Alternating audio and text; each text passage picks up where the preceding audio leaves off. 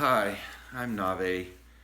Some of you know me as James Nave, but I like Nave better. It's more fun to say. It's my last name. Many years ago, I guess it's many now, I had the opportunity to travel around and read poetry to school students. And I read a bunch of poems, and I thought it'd be fun to revisit some of those. So I'd like to offer Elizabeth Bishop's poem titled The Fish Today.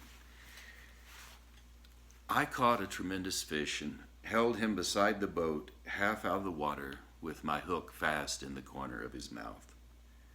He didn't fight. He hadn't fought at all.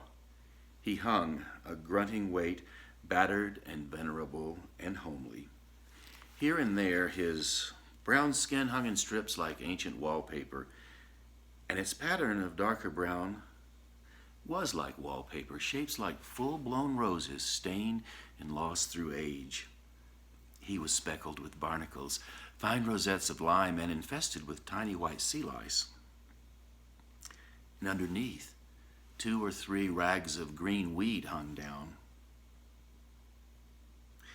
While his gills were breathing in the terrible oxygen, the frightening gills, fresh and crisp with blood that can cut so badly, I thought of the coarse white flesh packed in like feathers, the big bones, the little bones, the shiny entrails, and the pink swim bladder like a big peony. I looked into his eyes, which were far larger than mine, but shallower and yellowed, the irises backed and packed with tarnished tinfoil, seen through the lenses of old scratched isinglass.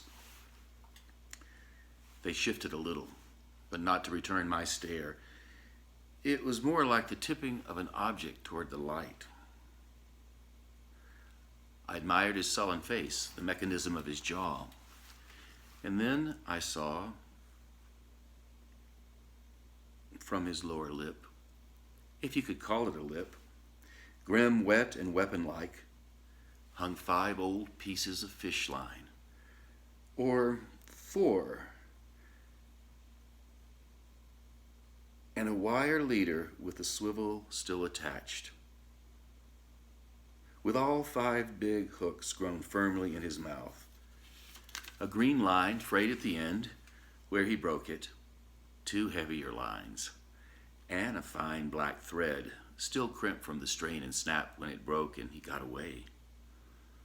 Like metals with their ribbons frayed and wavering, a 5-haired beard of wisdom trailing from his aching jaw. I stared and stared, and victory filled up the little rented boat.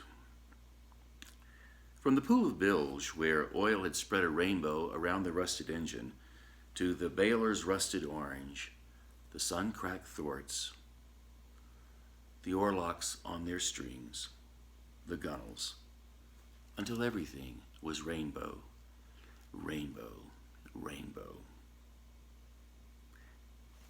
And I let the fish go.